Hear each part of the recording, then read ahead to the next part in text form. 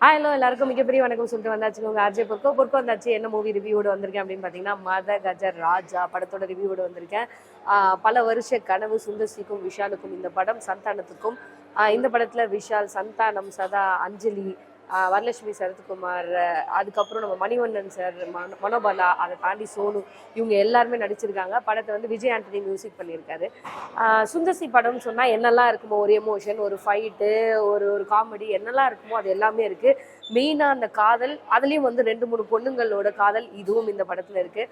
பாட்டு எல்லாமே ஆல்ரெடி நம்ம கேட்ட பாட்டு தான், ஹிட்டான பாட்டு. மை டியர் லவ்வர் விஷாலோட பாட்டு, அதுக்கு தேட்டரே வைபாச்சுன்னு சொல்லலாம். ஃபர்ஸ்ட் ஆஃப் படத்தோட கதைக்கு முன்னாடி ஃபர்ஸ்ட் ஆஃப் வந்து கொஞ்சம் அப்படி ஸ்லோவாக இருந்த மாதிரி இருந்துச்சு. என்னடா படம் சொதப்பிட்டாங்களோ அப்படின்னு எதிர்பார்க்கும்போது செகண்ட் ஆஃப் அதகலப்படுத்திருச்சு. தேட்டரே குலுங்கி சிரிச்சிச்சு. மனோபாலாவோட காமெடிலாம் வந்து வேற லெவலில் இருந்தது. மனோபாலா ஒரு ஒரு ஒரு கதாபாத்திரம் அந்த செகண்ட் ஹாஃபில் பண்ணியிருக்க விஷயம் வந்து அவரை பார்க்கும் போதே நமக்கு சிரிப்பு வந்தது. அந்த லெவலில் இருந்தது படம். ஓகே, டோட்டலாக ஒரு 12-13 வருஷம் கழிச்சு இந்த படம் ரிலீஸ் ஆயிருக்கு. இதெல்லாம் அந்த காலத்து படமாச்சு. இப்போ எப்படி ஒர்க் அவுட் ஆகும் அப்படின்னு பார்த்தீங்கன்னா, சந்தானத்தோட காமெடியை நம்ம இப்போ எவ்வளோ மிஸ் பண்ணுறோமோ அது எல்லாம் இந்த படத்தில் இருக்குது அப்படின்னு சொன்னால், விஷாலோட நடிப்பு எல்லாரையும் பார்க்கும்போது ஒரு மாதிரி பல வருஷத்துக்கு முன்னாடி அவங்களாம் எப்படி இருந்தாங்களோ அதுதான் உண்மையான கதை. பட் ஆனாலும் அந்த அழகு, அந்த எமோஷன், இது எல்லாமே இந்த படத்தில் கரெக்டாக மேட்ச் ஆயிருந்ததுன்னு சொல்லலாம். அப்புறம் நம்ம சடகோப்பன் ரமேஷ், அதுக்கப்புறம் நம்ம வைபவ், இவங்க எல்லாரோட நடிப்பும் வந்து இதில் ரொம்ப சூப்பராகவே இருந்ததுன்னு சொல்லலாம். டோட்டலாக படத்தோட கதை அப்படின்னா ஒரு சின்ன கதை தான்.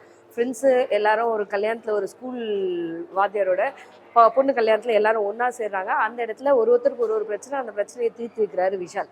இதான் படத்தோட கிளைமேக்ஸ். சோனு சூட் தான் வந்து வில்லனா. கண்டிப்பாக ஒரு படத்துக்கு ஹீரோ எவ்வளோ முக்கியமோ அதை விட முக்கியம் வில்லன் ஸ்ட்ராங்காக இருந்தால் தான் ஹீரோவே நிற்பாருன்னு சொல்லுவாங்க. அந்த மாதிரி இந்த படத்தில் வில்லன் ரொம்ப ஸ்ட்ராங்காக கொடுத்துருக்கிறதுனால அவரை எதிர்த்து விஷால் என்னெல்லாம் பண்ணுறாரு. இது நடுவில் வந்து நிறைய அந்த எமோஷன் சீன்லாம் காமெடியாக இருக்குது, ஃபைட் சீன்லாம் காமெடியாக இருக்குது. ஏன்னா இப்படிலாம் பறக்க வைக்கிறீங்க அப்படிலாம் தோணினாலும் படம் நம்மளை சிரிக்க வைக்குது. கண்டிப்பாக பொங்கலுக்கு தேட்டரில் போய் பார்க்கக்கூடிய ஒரு படம் தான். இதில் வந்து இந்த எடிட்டிங் கட்ஸ்லாம் பார்த்தீங்கன்னு வச்சுக்கோங்களேன், அந்த காலத்து எடிட்டிங் கட்ஸ் மாதிரி அப்படியே இருக்குது. அந்த கலரு, அந்த இது வீடியோ டிரான்ஸ்லேஷன், இதெல்லாம் வந்து அந்த காலத்து படம் மாதிரி இருக்குது.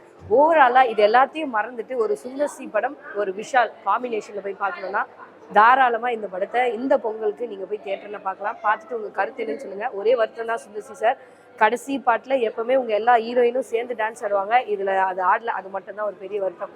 படத்தை தேட்டரில் போய் பாருங்கள், ஃபேமிலியோடு போய் பாருங்கள், பொங்கலை செலிப்ரேட் பண்ணுங்கள். அடுத்த ரிவியூவில் வந்து சந்திக்கிறேன். விஜய் ஆண்டனியோட மியூசிக் கண்டிப்பாக சொல்லி ஆகணும். ஒரு அருமையான மியூசிக். இப்போ இருக்க மியூசிக் கிடையாது, அந்த காலத்து மியூசிக்கை அப்படியே கேட்ட மாதிரி இருந்தது.